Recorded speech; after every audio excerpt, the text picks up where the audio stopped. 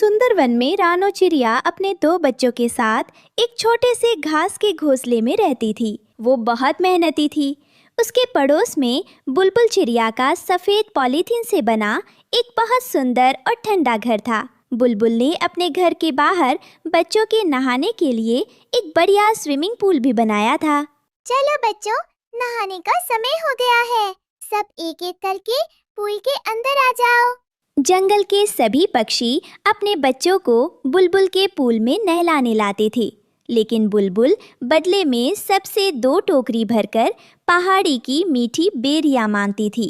रानो के बच्चों का भी मन पूल में नहाने का था, इसलिए रानो उन्हें लेकर बुलबुल के पास गई। बुलबुल के पास गए। बुलबुल बहन, मेरे बच्चे भी तुम्हारे इस सुंदर पूल में नहाना चाहते हैं। क्या आज यहाँ खेल सकते हैं? रानू बहन, तुम्हें तो नियम ही है। पहले पहाड़ी पर जाओ, मेरे लिए मीठी बोरियां लेके आओ। मुफ्त में यहाँ कोई नहीं नहा सकता। बुलबुल बहन, अब मेरे पास बोरियां नहीं है। पहाड़ी बहुत दूर है। मैं बच्चे को अकेला छोड़कर नहीं जा सकती। आज बच्चे को नहाने दो, कल बोरिया ला दूंगी। हम नहीं, ऐसा नहीं चलेगा। पहले बोरिया लाओ, फिर पुल में आना। बुलबुल के बात सुनकर बच्चे उदास हो जाते हैं। बुलबुल उनका हाथ पकड़ती है और उनके बहलाने के लिए नदी की तरफ ले जाती है। नदी पर लाचार रानू अपनी बच्ची को पानी से नहला देती है, पर बच्चे अभी उदास थे। वहीं पास पेड़ पर काली कौवा और गोरी कौवी बैठे थे। कालू कौवा रानू को उदासू देखकर उसकी मदद करना चाहता है। गोरी, देखो रानू चिड़िया कितनी परेशान है। क्यों न पहाड़ी पर जाके इसके बच्चे के लिए मैं बोरिया ला दूँ।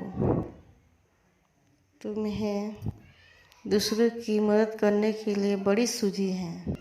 हमारी बेटी जंगू ने कितने दिनों से तुमसे बोरिया मांगी है, उसे तो ला कर दी नहीं।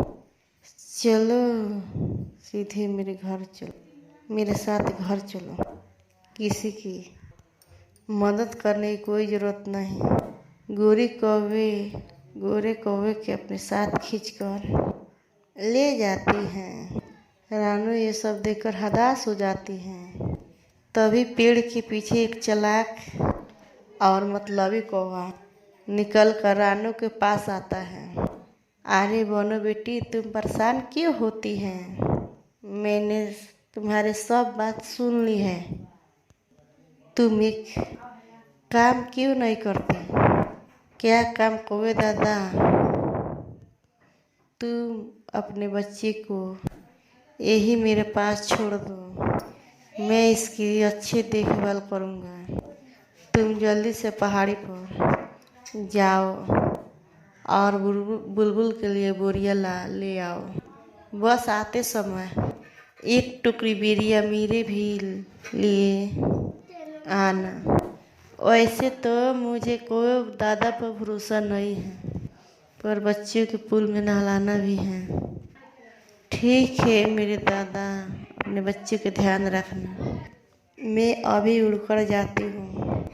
रानो चिड़िया मजबूर होकर अपने बच्चों को बूढ़े कौवे के भरोसे छोड़ती है और पहाड़ी की तरफ उड़ जाती है। रानू चिड़िया अभी पहाड़ी पर पहुंचकर बीड़िया तोड़ ही रही थी।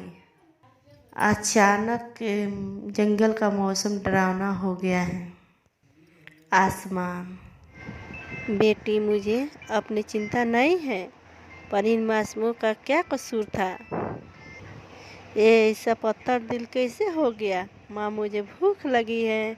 पापा ने हमें क्यों भगा दिया। क्या हम अब अभी कभी अपने घर नहीं जाएंगे? भैया रो मत, हमारी माँ है ना, वे हमारे लिए कुछ ना कुछ खाने को जरूर लाएगी।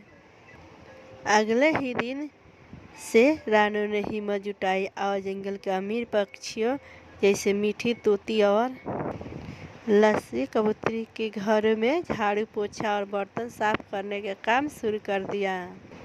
जो थोड़े बहुत दाने या पैसे मिलते उससे वह किसी तरह के अपने परिवार का पेट पालने लगी। दिन बीतते गए पर अचानक एक रात सुंदर वन में इतिहास का सबसे भयानक तूफान आया। तेज हवाओं ने पेड़ों को उजाड़ फेंका, सारे फलदाना बह गए, जंगल में अकाल पड़ गया। हर पक्षी भूख से बेहाल था। रानू को कोई दिनों से कोई काम नहीं मिला था। इसी बीच भूख और ठंड के कारण रानू की बूढ़ी माँ की तबीयत बहुत खराब हो गई। वह बेहोश हो गई। रानू रोती हुई डॉक्टर तोताराम को बुलाकर लाई। डॉक्टर अंकल, देखिए ना, माँ को क्या हुआ है? यह अपनी आंखें क्यों नहीं खोल रही है? रानू, तुम्हारी माँ की हालत बहुत नाजुक है। भूख और कमजोरी ने इनके शरीर को खोखला कर दिया है। अब इन्हें कोई साधारण दवा ठीक नहीं कर सकती, तो कोई तो उपाय होगा डॉक्टर अंकल।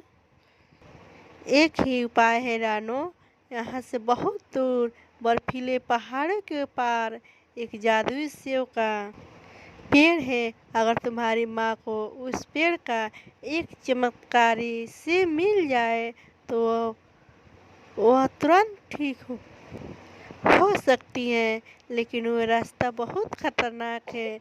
वहाँ जाना जान जोखिम में डालना है। मेरी माँ ने मुझे पालने के लिए अपनी पूरी जिंदगी लगा दी है। आज अगर उनकी जान बचाने के लिए मुझे यमराज से भी लड़ना पड़े तो मैं पीछे नहीं हटूंगी। मैं जादुई सेव लेकर आऊंगी। रानू बर्फीले पहाड़ों की ओर उड़ चली। थक कर चूर होने के बाद आखिरकार वे उस बर्फीले पहाड़ की चोटी पर पहुंची, जहां सोने की तरह चमकता हुआ जादुई सेव का पेड़ था। जैसे ही रानू सेव तोड़ने के लिए आगे बढ़ी, तभी एक गुजती हुई आवाज आई, फरो! ए नन्ही चिड़िया, तुम कौन हो और मेरे जादुई फल को छूने की हिम्मत कैसे की? क्या तुम्हें अपनी जान का डर नहीं? प्राण हे देव वृक्ष, मैं एक बेसहारा माँ हूँ। मेरी बूढ़ी माँ नीचे जंगल में मौत से लड़ रही है। डॉक्टर ने कहा है कि सिर्फ आपका एक सेव ही उनकी जान बचा सकता है।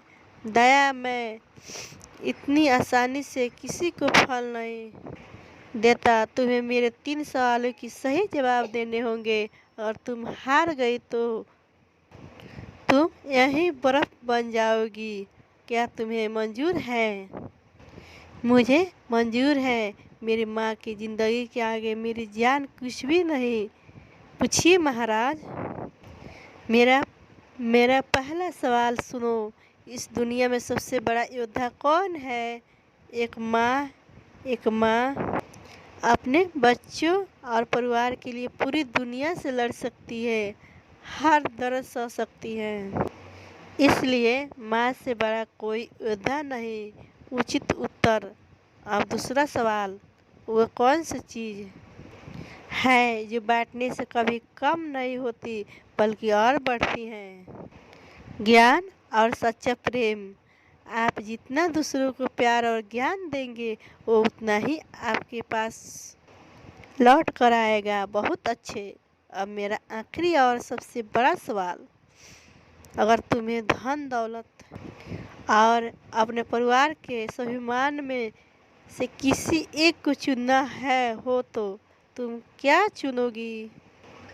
मैं अपने परिवार का स्वाभिमान चुनूंगी। बिना स्वाभिमान के महल भी एक पिंजड़ा है और स्वाभिमान के साथ एक पेड़ की डाली भी स्वर्ग है।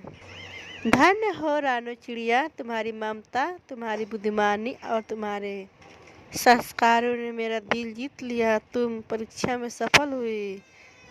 ये लो जादू से, इससे तुम्हारी माँ तुरंत भली चुकी होगी जाएगी। पेड़ से एक बड़ा चमकदार लाल सेब टूट कर रानो के सामने गिर गया। और सुनो रानो, तुम्हारे पास रहने को घर नहीं है ना? मैं तुम्हें एक छोटा सा जादुई सेब देता हूँ। जब तुम अपनी सूखी डाल पर जाकर इसे रखोगी तो यह एक आलीशान जादुई सेब के घर में बदल जाएगा, जहाँ तुम्हें कभी भूख और दुश्मनों का डर नहीं रहेगा।